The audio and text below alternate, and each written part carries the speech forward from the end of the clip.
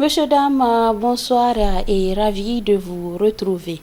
Le Niger a procédé à l'abrogation de la loi portant criminalisation du trafic des migrants.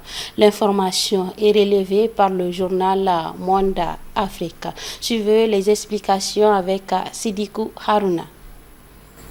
C'est de la loi 2015-36 dont il est question dans cet article de Monde Afrique, publié en ligne le 25 novembre 2023 dernier. À en croire le média, cette loi incriminant le trafic des migrants serait abrogée par les autorités de Niamey issues du coup d'État du 26 juillet dernier.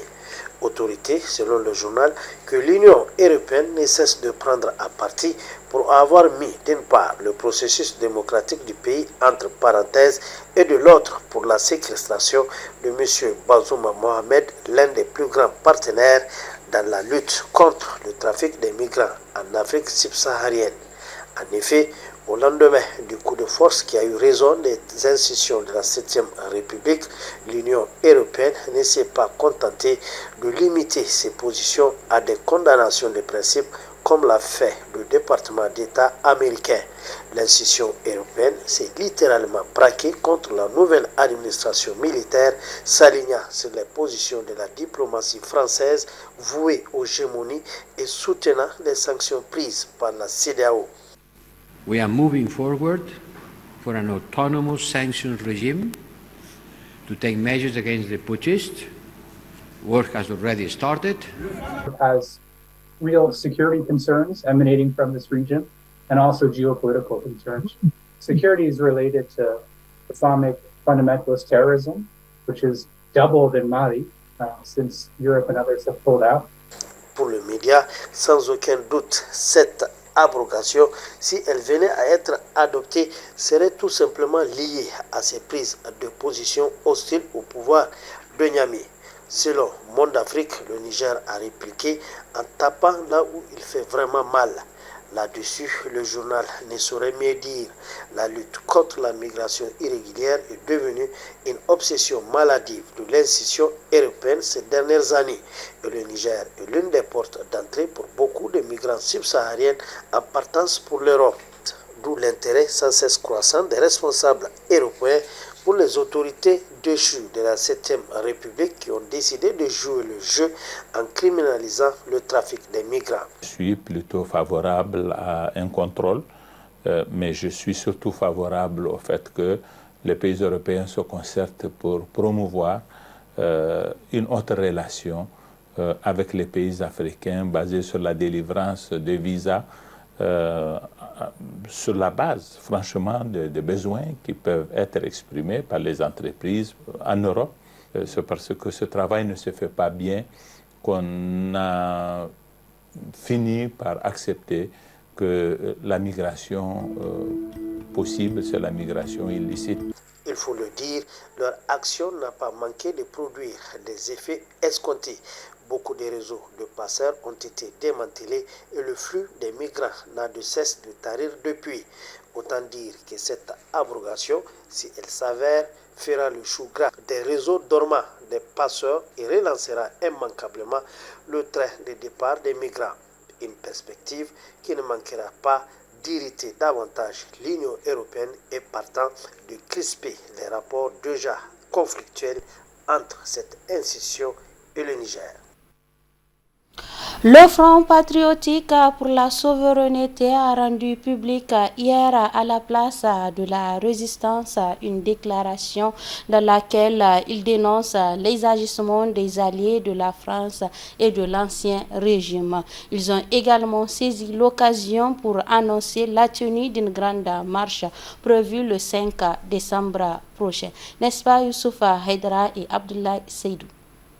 Une marche pacifique de la place Toumo au rond-point Escadrille pour exiger la levée immédiate des sanctions imposées à notre pays, sinon le retrait du Niger de la CEDEAO, de l'UEMOA et de la francophonie. C'est le mouvement que compte organiser le 9 décembre prochain le Front patriotique pour la souveraineté. Et cela, ils l'ont fait savoir à travers cette déclaration. Le Front patriotique pour la souveraineté lance un appel à tous les Nigériens pour une mobilisation exceptionnelle à travers une marche suivie de meetings de la place Toumo au rond-point Escadrille le samedi 9 décembre 2023 à 9h, coïncidant avec la veille du sommet de la CEDEAO, afin d'exiger la levée immédiate de toutes les sanctions injustement imposées à notre peuple ou, à défaut, le retrait de notre pays de toutes les institutions régionales comme la CEDEAO, l'UEMOA et la francophonie à la solde de l'impérialisme français. S'agissant des manœuvres de support de la France et de l'ancien régime, le Front patriotique pour la souveraineté leur rappelle qu'ils sont déjà en échec. Qu'ils se rassurent sur le fait qu'ils ont déjà lamentablement échoué. Le Front patriotique pour la souveraineté réitère encore une fois de plus qu'il n'est pas un comité de soutien, mais un partenaire de lutte du Conseil national pour la sauvegarde de la patrie, un partenaire dont l'engagement n'est ni saisonnier, ni intéressé, comme c'est le cas de certaines organisations qui sont nées après le 26 juillet 2023. Le Front patriotique pour la souveraineté a saisi l'opportunité pour féliciter le Conseil national pour la sauvegarde de la patrie CNSP pour leur offensive diplomatique et le retour du Niger sur la scène internationale. Félicitations également de la part du Front patriotique pour la souveraineté au peuple malien pour la reprise de Kidal, symbolisant ainsi la capacité, le pouvoir des États du Sahel à gérer par eux-mêmes la lutte antiterroriste. Autre aspect de ce journal, l'hôtel Radisson Blu de Niamey a servi de cadre à l'atelier de partage des connaissances et d'expériences du projet de développement intégré sémencier au Sahel. Les détails avec Aïchatou Mamadou et Rabiou Labo. Le projet de développement du secteur sémencier au Sahel, ISDD Sahel, est mis en œuvre à travers un consortium de 4 partenaires, à savoir Sasakawa Africa Association, Kit Royal Tropical Institute et ICRISAT pour une période de 4 ans. La présente assise des acteurs clés du projet intervient à la 3e année avec un acquis de plusieurs réalisations. Premièrement, le projet ISSD Sahel a appuyé avec, j'allais dire, la réalisation d'une feuille de route sémencière nationale et qui contient pratiquement toutes les contraintes du secteur sémencier ici au Niger et les propositions d'amélioration. Et nous avons induit, par exemple, la production d'une grande quantité de semences de base et de pré-base. Au cours de cet atelier, il sera question de partage des succès et d'apprentissage du projet dans la perspective d'atteindre certains objectifs. Il est attendu une augmentation annuelle de 20% des superficies d'emblavure en semences certifiées afin d'atteindre un niveau de production permettant de solutionner les déficits céréaliers qui tendent à devenir de plus en plus récurrents. Les objectifs visés par cet atelier sont partager avec les partenaires et les acteurs clés du secteur sémencier les principales étapes franchises et les réalisations majeures du projet ISSD Sahel. Pour atteindre tous ces objectifs et accroître la production des petits producteurs par la popularisation de semences de haute qualité, le projet bénéficie de l'appui financier de l'ambassade des Pays-Bas et autres partenaires stratégiques. ISSD Sahel est un projet qui a pour objectif d'assurer la disponibilité et l'utilisation des semences de haute qualité par l'établissement d'un secteur sémencier commercialement viable et autonome, soutenu par des services sémenciers orientés vers le client et une prise en compte des différents systèmes sémenciers. avec comme ambition à long terme l'amélioration de la sécurité alimentaire et nutritionnelle et les revenus des ménages ruraux et urbains, ainsi que la création d'emplois ruraux pour les jeunes et les femmes. Le projet de développement intégré du secteur sémencier au Sahel, ISS Sahel, à travers l'approche des chaînes de valeur sémencière, entend également renforcer l'intégration du secteur sémencier sahélien dans la sous-région et partout dans le monde. L'agence nigérienne de la sécurité routière ANISER, sous le haut patronage du ministre des Transports et l'Équipement, a célébré la 12e édition de la Journée africaine de la sécurité routière sous le thème « Le respect de la réglementation routière est un acte patriotique ». N'est-ce pas, Boubacar Amadou?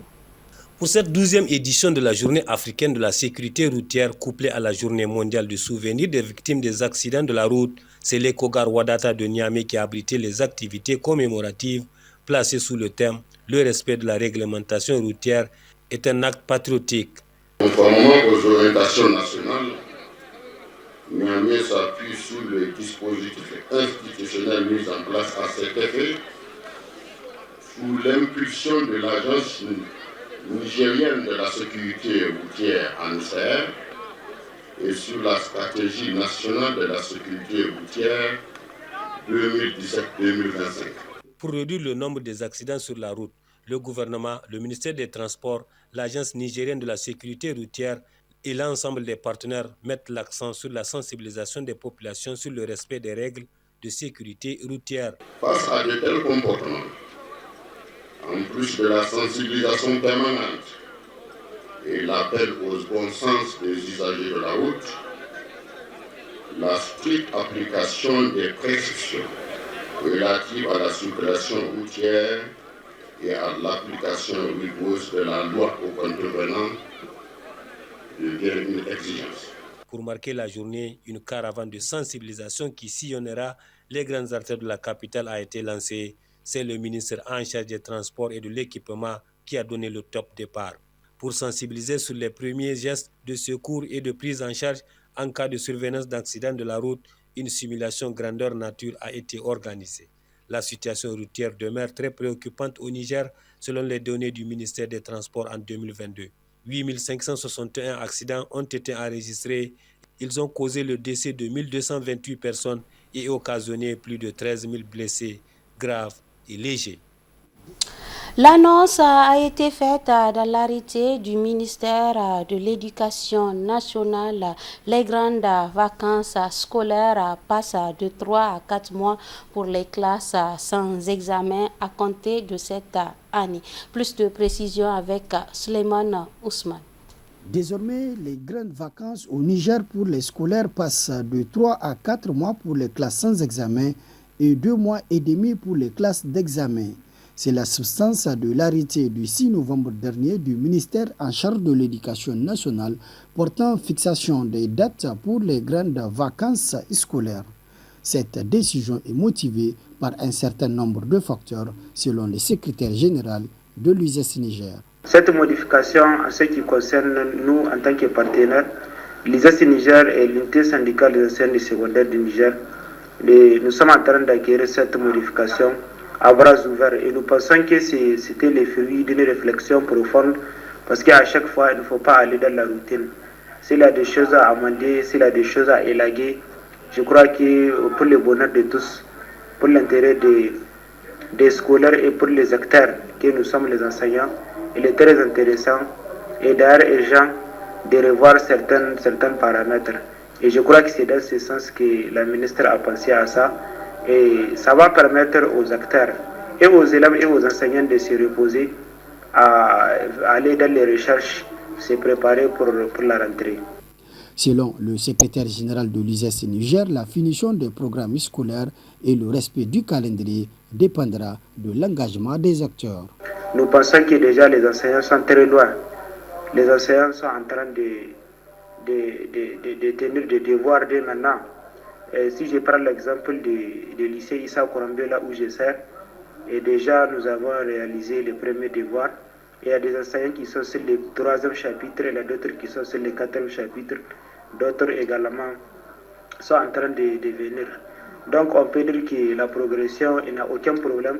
Les enseignants vont comme d'habitude accomplir leurs tâches et surtout que nous sommes dans un temps particulier, mais ça nous encourage, ça nous réveille, c'est vraiment un temps d'éveil de conscience et je crois que c'est très fondamental de chercher à exécuter le programme pour que les examens, pour qu'on puisse engager de bons résultats. Depuis des années, l'année scolaire au Niger est de 9 mois et 3 mois pour les grandes vacances, stabilité ou pas.